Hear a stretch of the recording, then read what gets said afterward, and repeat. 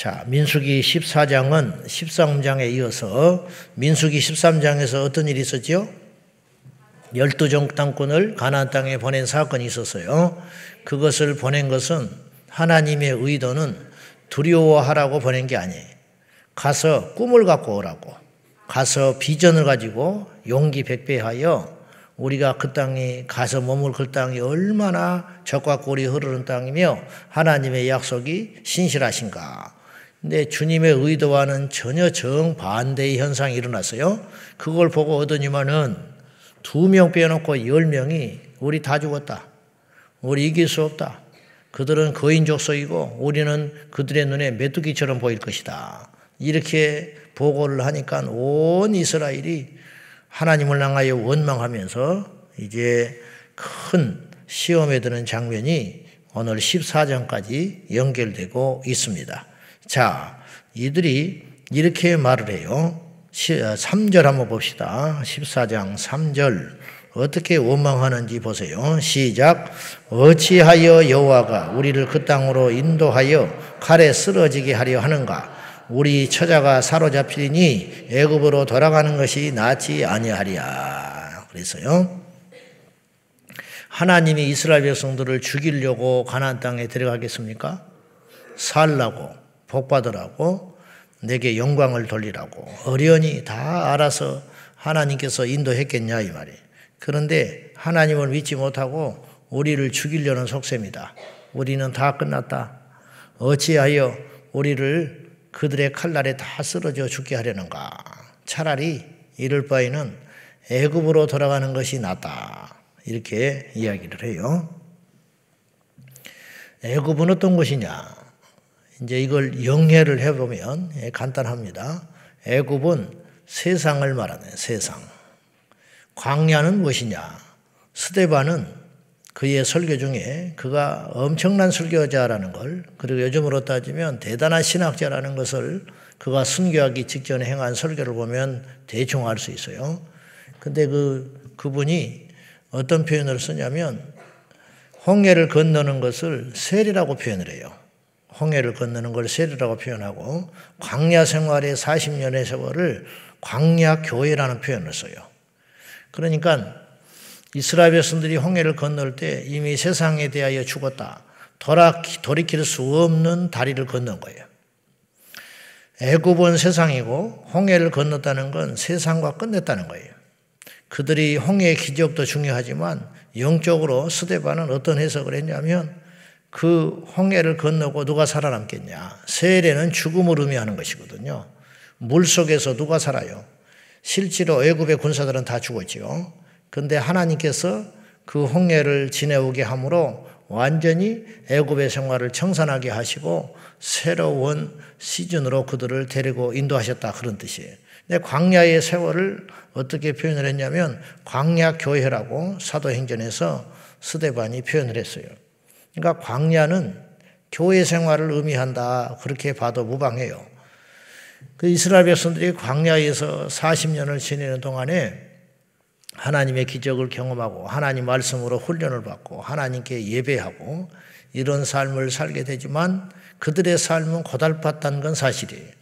불확실했던 것도 사실이라고. 우리가 교회를 나오면 만사 형통하고 다 될 것 같지만 영원한 진짜 교회는 천국에 있는 겁니다. 그러니까 광야 생활에 들어온 거예요. 근데 왜 광야 생활이 필수적으로 필요하냐면 애굽에서 가나안 땅으로 들어가는 길은 없어요. 세상에서 바로 천국 가는 길은 없다고. 반드시 그 중간에 어디를 거쳐야 되냐면 교회 생활을 거쳐야 되는 거예요. 근데 이 교회 생활을 제대로 못 해가지고 이스라엘 백성들이 광야에서 약속만 받고 약속받았거든요. 가나안 땅에 대한 약속을 받잖아요. 그러니까 12정탐꾼은 천국 보고 온 거예요. 사실은. 천국을 보고 왔는데 이 12정탐꾼이 믿음으로 고백을 못한 거지요.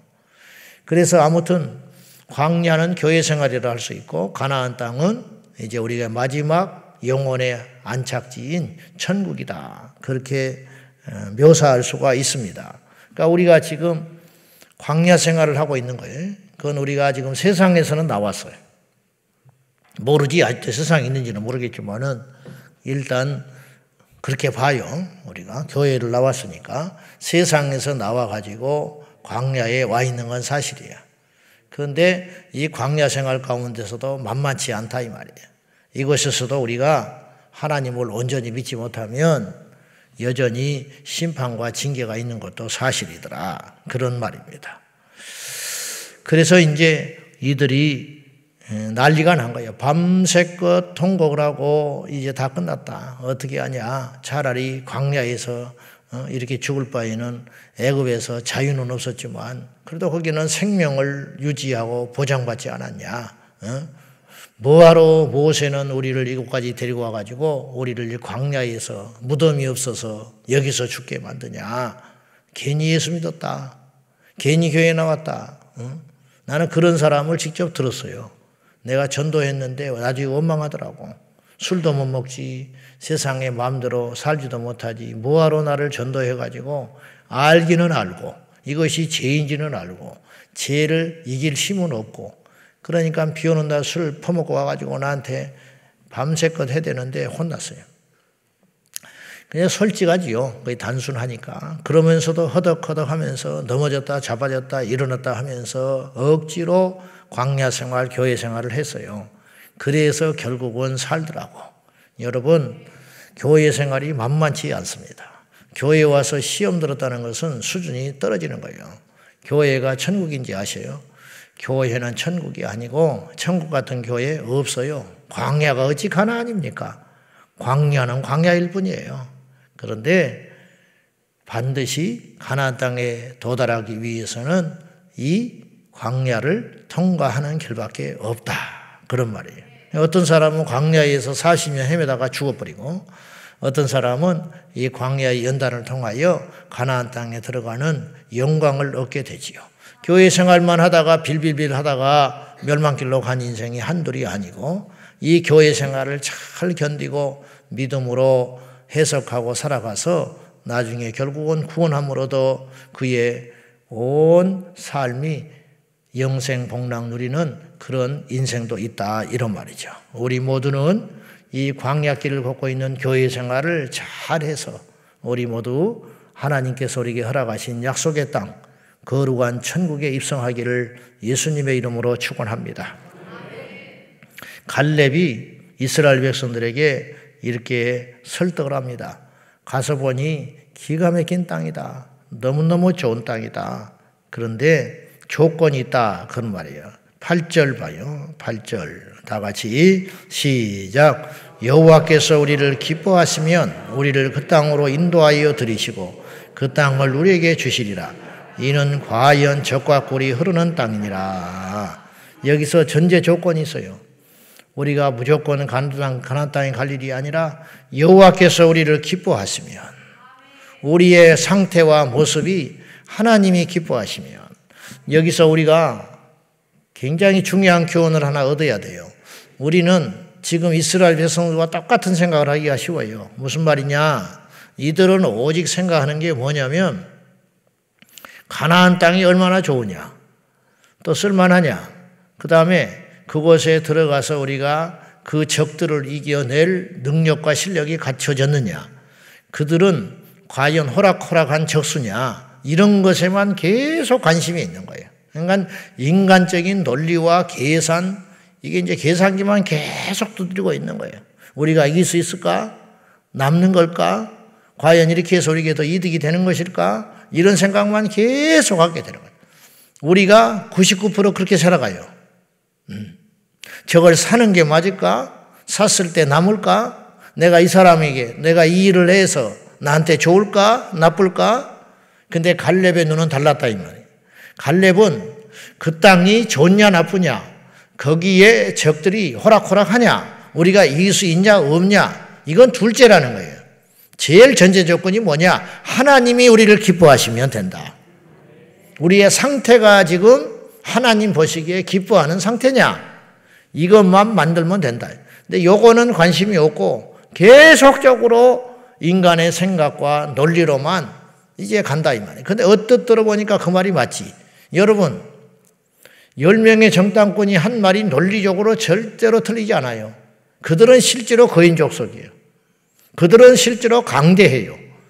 실제로 우리가 가진 힘과 군사력을 가지고는 가나안 땅에 거하는 거인 족속을 군사력으로나 숫자로나 무기로나 절대로 이길 수가 없어요.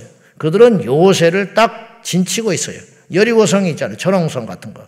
여리고성 같은 게 한두 개였겠어요? 정탐을 40일이나 하고 오니 결론은 뭐냐? 이길 수 없다. 그들은 대단한 민족들이다. 맞다니까요. 그러니까 불평이 나오지. 그것만 생각하지 말고 갈렙이 주장하는 건 뭐냐? 그 땅은 하나님이 약속하신 대로 정말로 기름진 땅이 맞다. 하나님이 헌하시지 않았다. 그러니 하나님께 우리가 보기에 준비만 되면 기뻐하시기만 하면 그 땅쯤은 아무것도 아니다. 그러니까 우리가 관심 가져야 할 것은 우리의 어떠함, 이것에 관심을 둬야 된다는 거예요. 자꾸만 우리가 상대를 묵상하고 어떤 문제를 묵상하고 그렇게 하지 말고 하나님이 볼 때 우리는 어떠냐. 이것에 우리의 남은 인생을 쓸 줄 알아야지. 자꾸만 의심하고 걱정하고 염려하고 불평하는데 우리 인생을 허비하지 않기를 예수님의 이름으로 축원합니다. 즉 광야길을 걷는 우리 인생에게 문제가 한두 개가 아니네. 계속적으로 일어나는 문제와 과제와 인생 숙제 가운데 그런 것을 딱 부딪혔을 때 제일 먼저 생각할 것은 이 문제를 어떻게 돌파할 거나 이 문제가 얼마나 크냐 그렇게 생각하지 말고 그건 세상 사람들이 다 하는 것이니까 그것만 생각하지 말고 잠깐 하나님이 볼 때 나는 어떻지? 하나님이 볼 때 내 상태가 지금 어떤가? 이걸 딱 서서 그것부터 정리하고 가라. 그런 말이에요. 하나님이 우리를 기뻐하시면 가나안 땅이 대수겠냐? 하나님이 우리를 기뻐하시기만 하면 우리가 다른 게 문제겠냐? 어떤 목사님께 상담을 하러 왔어요. 이 사업을 할까요, 말까요? 이제 사업에 꽂혀 있는 거지. 그 계산을 쭉 해본 결과 이걸 해야겠다는 거야. 그리고 이거 하고 나면 대박 난다는 거야. 이렇게 투자할 사람도 있고 이렇게 하는 것도 있고 계산이 다 섰다. 근데 목사님 이걸 어떻게 하면 좋을까요? 근데 목사님이 이 사람의 상태를 볼 때 아직도 멀었어. 믿음이 없어. 그래서 목사님이 말렸어요. 하지 마시오. 그러니까 왜 안 되냐는 거야. 이분은 하고 싶어서 목사님께 마지막 목사님이 하라 해서 할 것도 아니고 하지 말라 해서 안 할 건 아니야. 단지 통보하러 온 거야. 기회 되면 도와주고 나한테 기도해달라 이 말이지. 자기 생각은 이미 갖고 있어요. 근데 목사님이 볼 때는 그 사람은 그 사람의 논리고 사업에 대한 모든 것은 그 사람이 더 잘 알겠지만은 다 맞다. 이치적으로 다 맞는 말이다. 근데 이 사람에게 하나가 불안하고 부족하다 이 말이에요. 그건 뭐냐? 하나님께 엎드리질 않는다. 그리고 아직도 세상을 안 끊었어. 아직 애굽에 한 발을 담고 있어. 그러니까 계약할 때 사람들 상대할 때 또 투자자들 만날 때 술도 한 잔씩 하고 이게 앞서가는 거야. 일단 그 사람들의 마음을 얻는 데만 관심이 있지 자기의 상태는 돌아보지를 모르니 하지 마라. 이게 정확한 판단이거든. 근데 이분은 억지를 부리고 그 길로 갔어요. 나중에 어떻게 됐을까요? 망했지요. 100% 안 됐지요. 우리가 이걸 잘 생각해야 된다 이런 말입니다. 우리의 어떠함 이것에 더 먼저 더 중요하게 더 많은 시야를 갖는 저와 여러분이 되기를 예수님의 이름으로 축복합니다. 하나님이 질려버렸어요. 언제까지 내가 참아야 되냐? 지금까지 10번째다. 야, 하나님은 정확히 알고 있어. 지금 10번째 나한테 대항하는 거야. 지금 2년여밖에 안 됐거든요. 그 기간 동안에 날마다 기적을 베풀고 내가 너희들한테 베푼 기적이 얼마나 많냐. 애굽에서부터 기적을 베풀어 줬어. 그런데 나한테 지금 대항하고 불평하고 원망하는 것이 10번째야. 내가 정리해버릴란다. 그때 모세가 나섰습니다. 모세의 이 기도로 이스라엘이 다시 살게 된 거예요. 이게 한두 번이 아니에요. 이미 우리는 출애굽기 32장에서 모세의 중보기도가 얼마나 위력이 있는가를 봤어요. 오늘 또 역시 하나님께 매달리고 기도합니다. 얼마나 어떻게 정확하게 기도를 하냐면 하나님, 첫째, 하나님께서 이 광야에서 우리를 심판해서 다 죽여버리면 다른 사람들이 뭐라 하겠소? 여호와께서 능력이 없어서 가나안 땅에 데려간다고 광야로 내몰고는 실력이 없어서 광야에서 다 죽여버렸네. 그 무슨 신이 그런 신이 있대. 그렇게 말할 겁니다. 모든 사람이 그렇게 말할 거예요. 둘째, 하나님이 약속했잖아요. 우리를 데려가신다고. 그러니까 하나님이 알았어. 하나님이 설득당해 버리신 거예요. 모세가 이 기도가 온 이스라엘을 살린 거라요. 그래서 기도는 어느 때 가장 능력이 있냐면 말씀 기도가 능력이 있어요. 제멋대로 막 쏴대는 기도가 능력이 있는 게 아니라 하나님의 말씀에 이렇게 나에게 약속하지 않았습니까?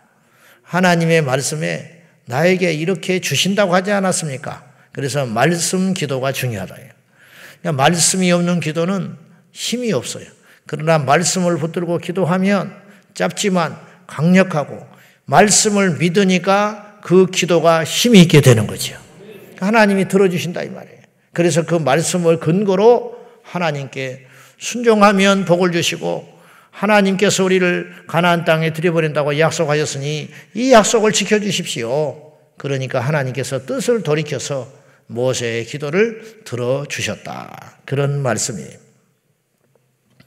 오늘 본문에서 참 무서운 게 말이 얼마나 중요하냐. 이게 이 모델이 되는 본문이에요. 그래서 언어에 대한 설교를 할 때 이 본문이 100% 나오게 돼 있어요.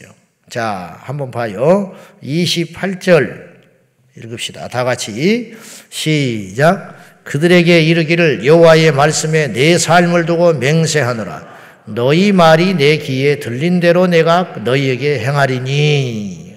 하나님이 하나님보다 큰 자가 없어요. 그래서 하나님께서 축복하신다는 말은 사실은 우리도 그냥 쉽게 하는데 하나님이 축복한다는 말은 굉장히 말에 어폐가 있는 말이에요. 축복이라는 말은 복을 빌어준다는 말이거든요. 그러니까 목사가 축복한다는 말이 맞고 집사님이 축복한다는 말이 맞고 부모가 자식을 축복한다는 말이 맞는 것이지 하나님은 축복을 하는 분이 아니에요. 하나님은 복을 주시는 분이에요. 하나님이 누구한테 복을 빌어줍니까? 그죠? 그러니까 그 말을 그냥 우리 입에 붙어가지고 하고 있는데 하나님이가 중심으로 하시니까 그렇겠지만은 오늘 하나님이 당신을 스스로 두고 맹세해요. 왜냐? 하나님보다 큰 자가 없어.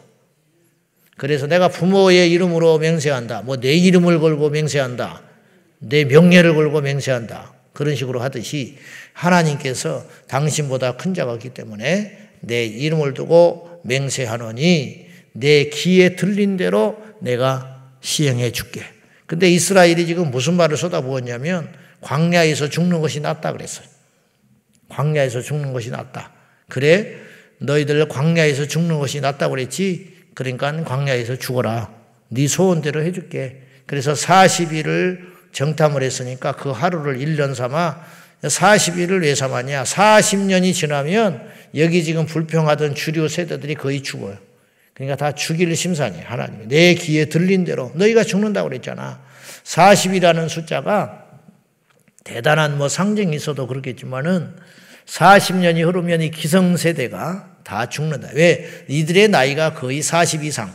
근데 너희들이 애굽에서 끌고 나온 유아들은 내가 살려줄게. 그래서 가나안 땅에 들어갈 때 사실은 50세 이상 정도 되는 사람은 한 명도 없었어요. 갈렙과 여호수아밖에 없었어요. 거의 40 그리고 40 이하 그리고 40 중반 정도 요 정도. 오늘 본문에 그랬잖아요. 너희 아이들과 유아들은 내가 살려줄 거야. 그리고 그들을 40년 광야 생활을 지내가지고 가나안 땅에 들여보낸다. 자, 이 말씀을 기계적으로 이렇게 해석할 필요는 없어요. 아이고 나 어제 내가 죽는다고 그랬는데 그러면 죽겠네. 그런 뜻이 아니라 언어라는 게 왜 중요하냐면 속에 있는 게 나오는 거예요. 그러니까 불평을 한다는 것은 속에 불평이 차 있다는 거예요. 감사를 한다는 건 속에 감사가 있기 때문이에요. 여호수아와 갈렙이 바보라서 긍정적인 사람이기 때문에 그런 말을 한 게 아니라 평소에 그들의 마음속에 믿음으로 꽉 차 있는 사람들이에요. 그러니까 믿음의 선포를 하는 거예요. 그냥 말을 기계적으로 하나님 나 이렇게 저렇게 했으니 큰일 났네. 이것도 어떻게 돌이키나 그렇게 해석을 하는 게 아니라 사람의 언어라는 것은 영에서 나오는 것이고 마음에서 나오는 것이기 때문에 그 사람의 어떠함이 곧 언어다 이 말이에요. 벌써 병들면 말이 달라지는 거예요. 사람이 변화되면 은혜를 받으면 언어가 달라져요. 입에서 찬송 나오지 않습니까? 입에서 감사가 나오지 않습니까? 입에서 남의 말을 안 한다고. 그런데 마음에 병들고 짐이 있고 영적으로 문제가 생기면 대번에 하는 소리가 말부터 달라진다고. 어느 목사가 시험 드니까 목사도 똑같아. 시험 드니까 이분이 예수님을 믿고 평생을 하나님께 드리고자 자식을 스스로 안 갖기로 부부가 약속을 했어요. 자식을 가지면 하나님께 짐이 된다는 거예요. 하나밖에 없는 인생 주님을 위해 살겠다고 자식을 일부러 안 가졌다니까. 근데 이분이 영적으로 약해지고 침체가고 시험이 드니까 누구한테 그러더래. 집에 가면 뭐하냐고 애도 없는데. 그렇게 언어가 바뀌어버리더라는 거예요. 누가 낳지 마라고 그랬냐고 지가 안 낳아놓고. 시험이 오니까 옛날에 그 믿음의 고백이 이제는 불평거리, 원망거리가 된다는 거예요. 여러분, 사람은 말한 대로 된다는 말이 마음속에 있는 바가 그것이 있기 때문에 말이 나오는 것이니까 인생은 자기 안에 꿈꾸고 있는 생각과 가치관과 제일 많이 생각하는 것, 그대로 내 인생이 가게 되어 있어요. 그것의 표현이 언어이다 이런 말이에요. 그러니까 언어를 바꾸자 한다고 됩니까? 내 마음이 바꿔져야 언어가 바뀌게 되는 것이지요. 한 가지 중요한 건 말이 이렇게 중요하더라. 우리 모두 우리의 말을 원망과 불평과 비판과 시기 대신에 하나님께 감사와 찬양의 언어로 바뀌도록 우리의 심령을 잘 유지하기를 예수님의 이름으로 축원합니다. 그래서 이들을 추동했던 원망과 불평의 소리를 해가지고 이스라엘 백성들을 공포에 떨게 하고 주도했던 이들 모두가 여호와께 재앙을 받아서 다 멸망길로 갔다고 오늘 성경은 기록하고 있어요. 서서히 죽어갔어. 그 집안이 망해버리고 그 사람이 죽어버리고 다 가게 되었다. 왜? 이들은 하나님께 믿음 없는 선동자들이었기 때문에. 말씀 맺겠습니다. 그 말을 듣고 행하시는 하나님 앞에 우리가 항상 우리의 중심을 하나님께 두어서 어차피 애굽에서 죽을 바에 우리 하나님께서 우리를 건져내사 광야길로 인도하셨는데 홍해를 건너게 하시고 10번이나 기적과 능력과 표적을 보여주셨던 하나님이 오늘 또 나에게 함께 하시는데 내 인생을 죽이겠느냐? 하나님께서 다 우리를 끌고 가시리라. 이왕이면 고난 앞에 내가 죽든지 살든지 하나님께서 나를 나쁜 길로 인도하시겠냐? 하나님께서 나를 그리하겠느냐? 그리하면서 하나님을 믿고 신뢰함으로 우리의 언어를 항상 하나님을 믿는 신앙의 고백을 통하여 그 언어의 열매를 맺어가는 복된 저와 여러분 되기를 예수님의 이름으로 축복합니다. 기도하겠습니다. 이 시간에 기도할 적에 하나님이 그러셨어요. 언제까지 원망할래? 지금까지 받은 은혜가 얼마냐? 지금까지 받았던 기적이 얼마나 크냐? 언제까지 원망만 하고 있을래? 오늘 우리의 마음을 바꾸기를 원합니다. 똑같은 24시간 한평생을 사는데 뭐하러 원망하며 두려워하며 삽니까? 감사하며 살고 찬송하며 살고 이해하며 살고 믿으며 살자. 문제를 묵상하지 말고 우리가 지금 어떠하냐? 하나님이 기뻐하시냐? 이것에 인생의 초점을 맞추기를 원합니다. 주여, 우리의 인생과 삶이, 우리 교회가, 우리의 모든 삶이 하나님이 기뻐하는 삶이 되게 해달라고 다 같이 그리하면 가나안 땅은 자동으로 가게 되는 거예요. 우리 다 같이 기도하겠습니다. 살아계신 하나님 아버지, 하나님이 기뻐하시면 하나님께서 우리를 기뻐하시기만 하면 우리가 가나안 아니라 더한 곳도 갈 수 있다고 갈렙이 고백하였습니다. 그렇습니다. 여호와께 능치 못할 일이 있겠습니까? 우리가 기뻐하시면 약속의 땅을 차지하게 될 것입니다. 우리가 비록 못나고 부족하고 하나님 앞에 어리석다 할지라도 우리의 삶이 하나님 보시기에 기뻐하는 인생이 되기만 한다면 우리가 무엇을 못하겠습니까? 무엇을 차지하지 못하겠습니까? 다시 한번 믿음의 본질로 돌아가서 하나님이 기뻐하는 나의 삶인지, 하나님이 기뻐하는 나의 신앙인지, 하나님이 기뻐하는 나의 마음인지, 하나님이 기뻐하는 나의 언어 생활인지 잘 보게 하여 주십시오. 내 귀에 들린 대로 내가 시행하리니 그리하신 주님 앞에서 우리가 항상 우리의 언어와 우리의 마음이 올곧게 하여 주시고 밝게 하여 주시고 감사가 하게 하시고 찬양이 넘치는 언어로 하나님께만 영광이 될 수 있도록 도와주시옵소서. 오늘도 우리가 하나님 보시기에 어떠한지 우리 자신들은 살피고 돌아보아 하나님 보시기에 합당한 삶과 하나님 합당한 언어와 하나님 합당한 신앙으로 달라지고 변화되어 하나님께 복을 누리고 하나님의 약속을 성취하는 귀한 종들이 다 되게 하여 주시옵소서. 주여 믿습니다.